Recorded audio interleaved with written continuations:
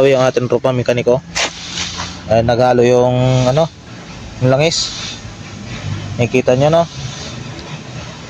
kulay gatas na. So titingnan natin dito sa machine shop kung anong problema talaga nito, no, mga idol. Yan, kung ito ba ay nag overheat o may problema sa dinadaan ng mga tubig. So titingnan natin yan, no? Yan. So yun nga mga idol, no, kung anong diferensya talaga nito, titingnan natin kung may talaga, may singaw siya. Yan. So yung papagaw ng ating tropang mekaniko. Mga idol. Yan. Yan yung unit niya, no, mga idol. Yan. Yan yung kanyang makina. Ito, lang yan, top overhaul, no, mga idol. Binaba ng ating tropang mekaniko. Yan. So ngayon ipapagawa sa atin dito sa machine shop. Yan. Tapos ito yung kanyang mga camshaft. Yan. Nakikita nyo. Yan, mga idol. So panibagong setting ulit yun sa pag-tune up ng mga idol kasi panlaki na daw ang clearance. Yan.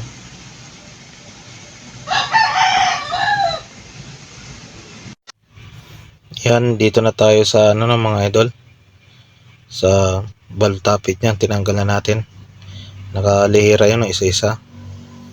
At ito na nga mga idol, yung cylinder head nya dito, pinalinisan natin sa kasama natin, no, para makita natin kung may ba siya, tawag nating overheat, yung may yung kawang baga tawagin, kasi titingnan natin kung may kawang yan. O ayan, sa mga bumababa ng cylinder head, no, pwede nyo rin gawin yan. Yan, lilinisin nyo muna ng mabuti para makita nyo kung may siya talaga siya, singaw, kung may kawang. So yung ginagamit namin dyan, bigay lang tips, pwede kayong gumamit ng roller, yung mahaba, no. Tapos kung may pillar gauge kayo, pwede nyo rin gamitin na yung pinakamaliit na sukat. Pag pumasok, ayun, may overheat na yun, mga idol. Yun lang ang bigay kong tips, no. Tapos pag may nakita kayong overheat, ipadala nyo kagad sa machine shop para magawa ng paraan, no, at pumantay ulit.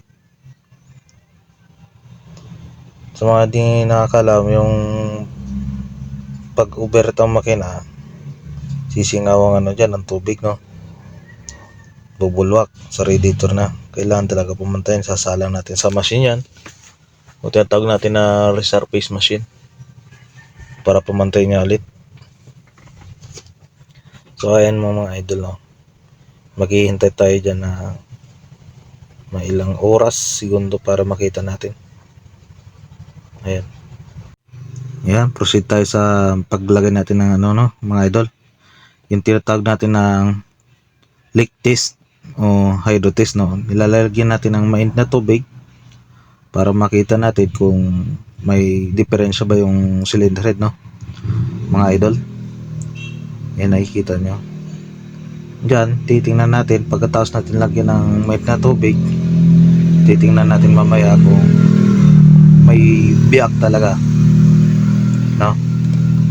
Yan, pwede nyo rin gawin yan, no, mga idol, sa mga kapwa natin din na kahit mga mekaniko, pwede rin gawin yan. Yan, ayun ginagawin namin sa machine shop, no. Yan, nakikita nyo idol, yung mainit na tubig yan nilagay namin. Pwede rin dyan yung gasolina, no, o yung leaded, yung kulay pula. Mas manipis kasi yun, mga idol, kahit mga maninipis na butas kayang pasukin nyo, no? So ayan lang yung bigay ko na tips. Yan, pwede nyo rin gayahin yan. At titingnan natin dito kung may tagas talaga, no. Yan. So kinukuha natin ng video para makita din ng mga manonood kung may talaga, no, sa mga baguhan pa lang, no, sa pagmamasin shop o mga diskarte baga sa sa mga cylinder head. Ayan, titingnan natin kung may tagas talaga yan. Ayan, tingnan natin sa ilalim kung may papatak ba talaga na tubig, no, mga idol. Ayan. So ngayon wala tayong nakita kahit man isang patak, no, mga idol, no. Ayan, tingnan ulit natin. Ayan. Tapos ngayon wala tayong makita dyan. So sana ang diferensya, no, mga idol, bakit naghalo yung tubig at langis, no. Yung sinasabi ng tropa nating mekaniko kanina, pinapatingnan kung saan ba talaga, kung may diferensya ba talaga yung head, no. Yan. Dahil dito, no, mga idol, pumunta tayo dito sa block kung may singaw din ba ito. Titingnan natin, no. Ay, yung tinatawag natin na roller, no, mga idol, yung ginagamit namin. Malaki yan, kailangan laging malinis, no, paglagay natin. Nilalagay natin sa gitna para makita natin kung may singaw talaga. Ayan, gagamitin namin ng filler gauge, no. Pag pumasok yan, mga idol, ibig sabihin nun ay may hawang siya. Ang tatawag natin na overheat, no. Kaya doon dumadaan yung tubig o umubulwak sa na yan, no.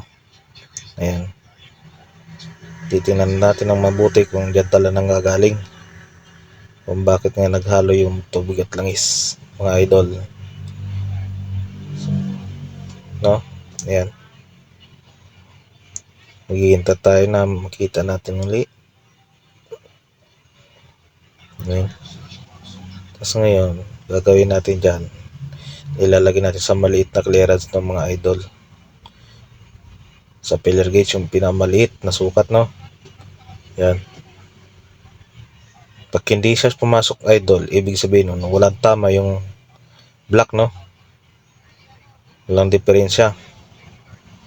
Ibig sabihin yan, idol, pag walang diferensya ang block, goods yan, goods, no. Yan, nakikita tayo dyan. Tapos pag walang tama yung mga idol, pag walang problema dyan, no, mga idol, ibig sabihin yan sa cylinder head gasket nya may problema, no.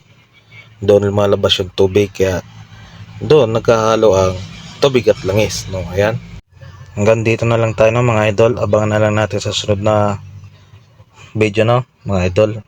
Update na lang natin. So ayan, maraming salamat sa nanonood. Sana ay magkaroon kayo ng makakuha kayo ng kahit konting idea, no, about sa cylinder, no, mga idol. Ayan, maraming salamat po. Please like and subscribe na rin po ng aking channel, no, mga idol, para mapag-upload ulit ako ng panibagong video sa susunod. Bye bye, your cylinder head buddy.